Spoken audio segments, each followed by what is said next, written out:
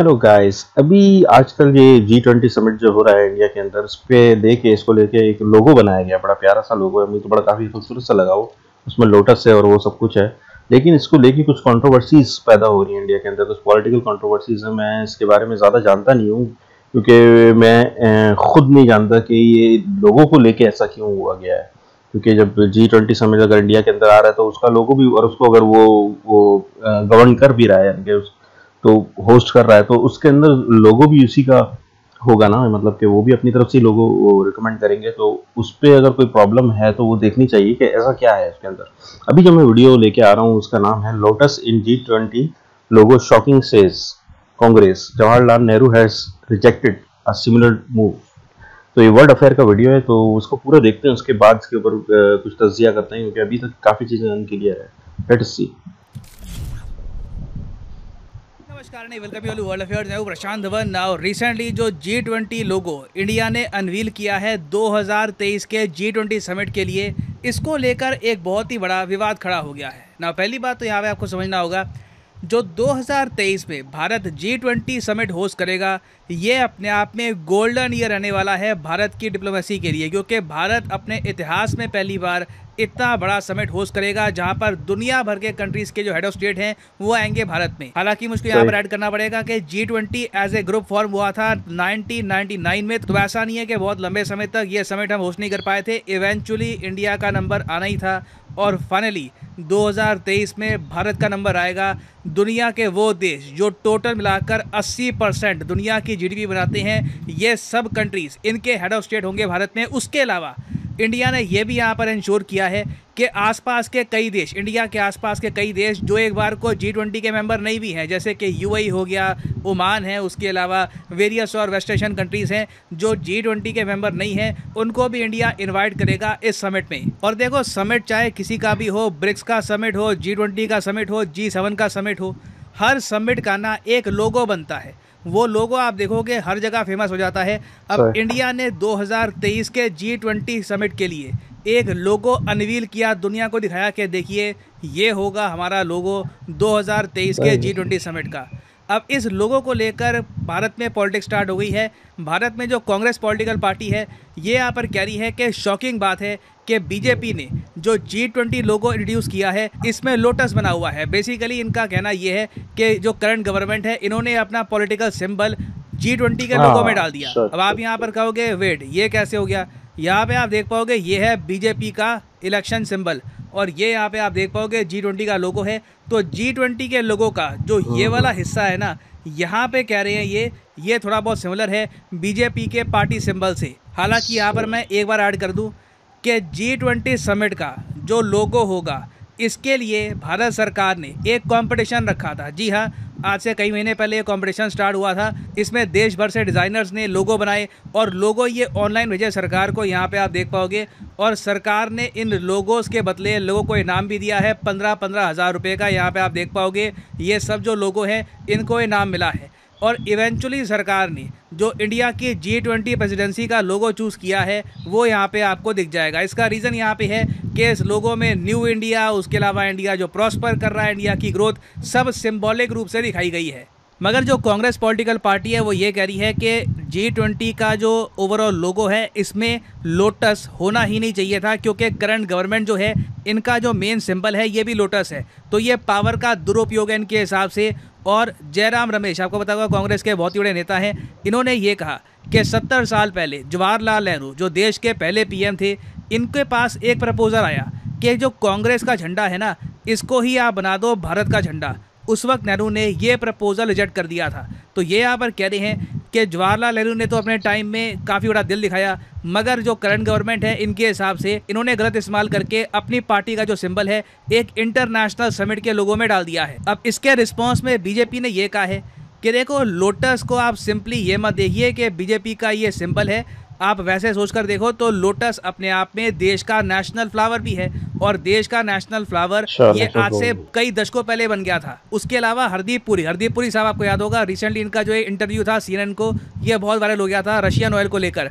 इन्होंने यहाँ पर कहा कि लोटस सिंबलाइज करता है भारत की एंशिएंट हेरिटेज। लॉर्ड बुद्धा का जो मैसेज है of freedom from war, Mahatma Gandhi के जो सॉल्यूशंस थे in the face of violence, उसमें काफ़ी बार आप देखोगे लोटस का यूज़ किया जाता है। तो लोटस को सिर्फ एक पॉलिटिकल पार्टी से जोड़ना गलत होगा ना। मैं यहाँ पे आपसे पूछना चाहूँगा, आप सब लोग लिखो कमेंट सेक्शन में कि क्या आपके हिसाब से जो ये G20 का लोगो है ये सही है, या फिर आप मानते हैं कि यहाँ पे लोटस नहीं रखते तो सही रहता। लिखिएगा इसके बारे में कमेंट सेक्शन में, मैं जेन्युइनली जानना चाहूँगा आपका ओपिनियन। और वैसे मैं आपको बता दूँ कि भारत का जो ये 2023 वाला समिट होगा ना, ये बहुत ज़्यादा स्पेशल रहने वाला है। स्पेशल इसलिए होगा क्योंकि व्लादिमीर पुतिन ने ये अनाउंस कर दिया है कि जो 2022 का G20 समिट होना था इंडोनेशिया में, जो अभी होगा कुछ ही दिनों में, इस समिट को पुतिन अटेंड नहीं करेंगे फिजिकली, वर्चुअली हो सकता है कि एक भाषण दे दे, मगर पुतिन खुद इंडोनेशिया नहीं जाने वाले। तो इसका मतलब ये है कि 2023 में डेफिनेटली पुतिन इंडिया में आएंगे।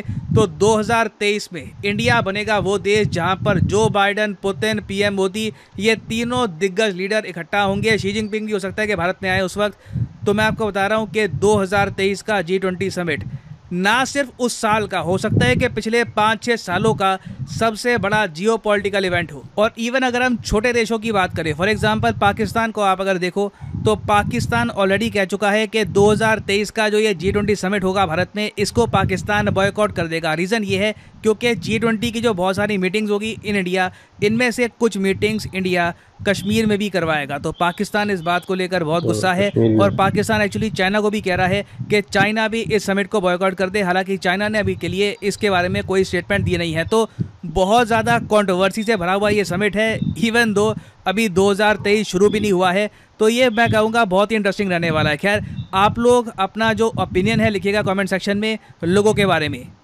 और फाइनली आपसे एक मल्टीपल चॉइस क्वेश्चन भी मैं पूछूंगा। क्वेश्चन यहाँ पर यह है कि रशिया हाल ही में बन चुका है सबसे बड़ा एक्सपोर्टर पिग आयरन का किस कंट्री को इस फाइनेंशियल ईयर में। यह है यहाँ पे आपकी ऑप्शन, चाइना, इंडिया, जापान या फिर पाकिस्तान। रिसेंटली इस पर बहुत आर्टिकल पब्लिश हुए हैं कि dash is the highest exporter of pig iron. तो लिखेगा इसके बारे में कमेंट सेक्शन में।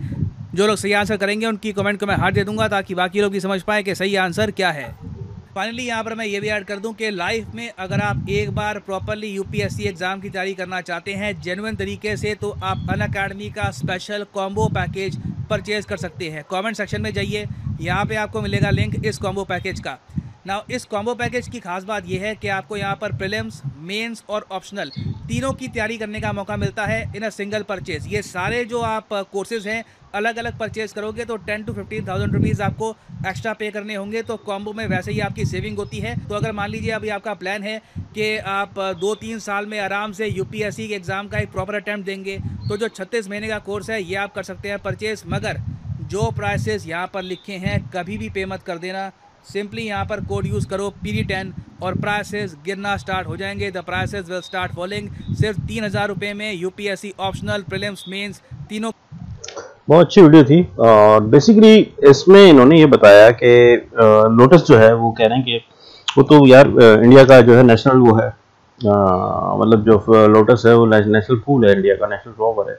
तो इसलिए हम लोगों ने जो है G20 समिट पे लगा दिया। बिल्कुल सही बात है, इसमें कोई बुरी बात नहीं है, दो राय नहीं। मैं एक बात बताता हूँ कि अगर वो सिर्फ इसलिए भी लगा देते हैं कि उनका खुद का पार्टी का लोगो है और वो G20 समिट पे लगा देते हैं, तो उस पर भी कोई बुरी बात नहीं है। उसकी वजह ये है कि भाई ये तो होता है, और यही वजह है, यही चीज़ है जो कि जाहिर करती है कि उस पार्टी की पावर को, मतलब कि कोई भी चीज़ अगर गवर्न करती है ना, तो पार्टी की पावर नहीं करा, ये इंडिया के सिस्टम को बताती है। कि मैं बड़ी प्यारी बात बताऊँ आपको यार, कि जब वो आए थे अटल बिहारी वाजपेयी जी आए थे, तो ज़्यादातर बॉलीवुड की फिल्मों के अंदर बिहार को दिखाया गया था, बिहार के कल्चर को दिखाया गया, बिहार के अंदर कितने पढ़े लिखे लोग हैं दिखाया गया, सिस्टम को दिखाया गया कि उसके अंदर बिहार के लोग कितने हैं, IPS IAS वगैरह ज़्यादातर बिहार से आते हैं, ये सब बताया गया हमें नॉलेज दी गई। तकरीबन हर उसके अंदर बिहार का रूप दिखता था, हर मूवी के अंदर। उस दौर की जितनी मूवीज़ आई, मनोज बाजपेयी जी मेरा ख्याल बिहारी के ही हैं, तो बिहार के ही हैं, तो उन्होंने बहुत रोल किए थे उस दौर में फिल्मों के अंदर, बहुत चढ़े भी थे और बहुत अच्छे रोल किए थे, बहुत ज़बरदस्त किया था। अच्छा, जब हमारे सिख भाई आए, इनका नाम है मनमोहन जी आए, तो उसके बाद सिंह इज किंग आने लगी फिल्में, यानी कि ज़्यादातर जो फिल्में हैं बॉलीवुड की वो सिख को प्रमोट करने लगी ना, सिखिज्म को प्रमोट करने लगी। अच्छा, इसमें कोई बुराई नहीं है, ठीक है। अब इसी तरह जब यह है तो इन्होंने अपना एक वो दे दिया तो इसमें कोई बुराई नहीं, ये सिर्फ आपको बताता है कि आपका सिस्टम कितना स्ट्रांग है। ये आपका सिस्टम स्ट्रांग है, मतलब आप सबसे टॉप ऑर्डर के ऊपर कोई भी रंग रख दें, मतलब ब्लू रंग रख दें सब ब्लू में रंग जाएंगे, आप ग्रीन रख दें सब ग्रीन में रंग जाएंगे, आप रेड रख दें सब रेड में रंग जाएंगे। तो ये आपका सिस्टम बताता है कि आपका सिस्टम ऑपरेशनल है। ऐसा नहीं है कि वहां पे रेड है तो यहाँ पे वो ऑरेंज कर रहा है, तो यहाँ पे जो है वो कह रहा है नहीं मैं पर्पल करूंगा। ये टूटता है, इससे सिस्टम टूटा हुआ है, इससे सिस्टम आपका ऑपरेशनल है, फुली ऑपरेशनल है। उधर जो भी आता है वो अपना रंग यहाँ पे दिखाता है, और उसका हक भी बनता है कि वो करे, क्योंकि वो भी एक मिजाज रखता है ना। वो रोबोट तो आके बैठ नहीं रहा पहली बार, वो अपने मिजाज के साथ आके बैठ रहा है, उसके बाद वो फिर अपना मिजाज लेके आता है। तो इन तीन दो तकरीबन जो मैंने प्राइम मिनिस्टरों की बात बताई, तो इन दोनों प्राइम मिनिस्टरों में अगर आप देखें सब ने अपने अपने दौर में ये किया, और इसमें कोई नाजायज बात नहीं है, कोई चीज ऐसी नहीं है कि कानून के खिलाफ हो, ठीक है। तो अपने अपने रंग उन्होंने रंगे, और जब जाहिर सी बात है जब दूसरी पार्टी का वक्त आएगा तो वो भी अपने रंग रंगे। जो जो मौका उनको मिल रहा है, जहां जहां वो समझ रहे हैं वो वहां वहां अपने रंग रंगते चले जाए। तो ये तो होता है, और ये सिर्फ अभी से नहीं हो रहा, ये 5000 साल की हिस्ट्री के अंदर है इंडिया की, और सिर्फ इंडिया नहीं पूरी दुनिया की हिस्ट्री के अंदर ऐसे ही होता है। जो भी बंदा आता है, जिसका भी रिजीम आता है, अब आप चाहे डेमोक्रेसी लें चाहे आप डिक्टेटरशिप लें, कि भाई नहीं वो तो डिक्टेटर्स है ये तो डेमोक्रेसी है, तो आप मुझे बताएं कि डेमोक्रेसी दी किसने है? उन्हीं लोगों ने दिए ना जो कि 200 साल तक खुद डिक्टेटर बने रहे और आखिर में डेमोक्रेसी का तोहफा देके भाग गए। ऐसे ही हुआ है ना। तो और डेमोक्रेसी में भी होता क्या है, हुकूमत तो होती है ना, आप चाहे डिक्टेटर लें या डेमोक्रेट लें, जब वो वहां पे प्राइम मिनिस्टर हो गया तो प्राइम मिनिस्टर हो गया, वो उसकी हुकूमत है, गवर्नमेंट है, ये असलियत है उसकी। और गवर्नमेंट है, यही चीज देखने में मिल रही है इस लोगों के अंदर कि हाँ भी इन्हीं की गवर्नमेंट है ना भाई। तो इन्होंने अपने लोगों जैसा बना लिया, और नहीं भी बनाया, वो अगर कह भी रहे कि नहीं हमने इंडिया के उससे जैसा बनाया है, फ्लावर के जैसा, नेशनल फ्लावर के जैसा, तो वो भी एक्सेप्टेबल है। एवरीथिंग एक्सेप्टेबल अनटिल अनलेस के वो कोई ऐसी चीज ना करें जो कि बहुत ही ज्यादा ह्यूमिलिएटिंग हो।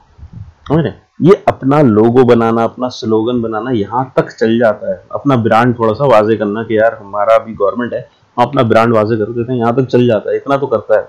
हाँ, लेकिन जबरदस्ती किसी को मारे पीटे और कुछ इस तरह की हरकतें करना शुरू कर दें, गवर्नमेंट है ना भाई, जालिम हुक्मरान भी बहुत आए 5000 साल की हिस्ट्री में। अगर कोई ऐसी हरकत करती है तो उस पर आप बिल्कुल प्रोटेस्ट करें, बल्कि इस पर भी आप प्रोटेस्ट करें। प्रोटेस्ट तो आप लोगों का हक है, दूसरी पार्टी का हक है कि वो प्रोटेस्ट करे, ठीक है, लेकिन पहली पार्टी पे ये नहीं है कि वाजिब हो जाए कि वो उस प्रोटेस्ट पे अमल करे। बस ये थोड़ा सा मेरा एक जहन था, जो हो सकता है मैं गलत हूँ, मैं बहुत गलत बोल रहा हूँ, मैं ये नहीं कह रहा कि मैं बिल्कुल सही बोल रहा हूँ। ये बस मैंने एक चीज वाजे कर, मैंने बिल्कुल अपना भी जहन वाजे नहीं किया, मैंने सिर्फ एक साइट वाजे कर दी कि एक इस तरह की भी साइट है, इसको भी जरा लेके चलें साथ साथ। तो ऐसा होता है, और इस तरह कहते हैं ना, इस तरह तो होता है, इस तरह काम है। तो ऐसा तो होता रहता है, ये सारी चीजें चलती रहती हैं। अभी G20 समिट है, उसके बाद तो खत्म हो जाएगा, आगे बढ़ जाएगी कहानी। लोगों की मेमोरी इतनी नहीं है, लोगों की मेमोरी तो बहुत कम है, बस थोड़ा सा देखते हैं फिर वो कहते हैं हाँ हाँ मीठा मीठा, फिर भूल जाता है कि मीठा खाया था उस दिन, खट्टा खाया था, कड़वा खाया था। मेमोरी बहुत कम रह गई है लोगों की। चलें गाइस, फिर मिलते हैं नेक्स्ट वीडियो में। अपना ख्याल रखिएगा, लाइक एंड सब्सक्राइब जरूर कर दिएगा, ताकि मैं और इस तरह की वीडियोस लेके आऊँ, तब से करता रहूँ। चलें, आप लोगों का टाइम लिया, बहुत शुक्रिया।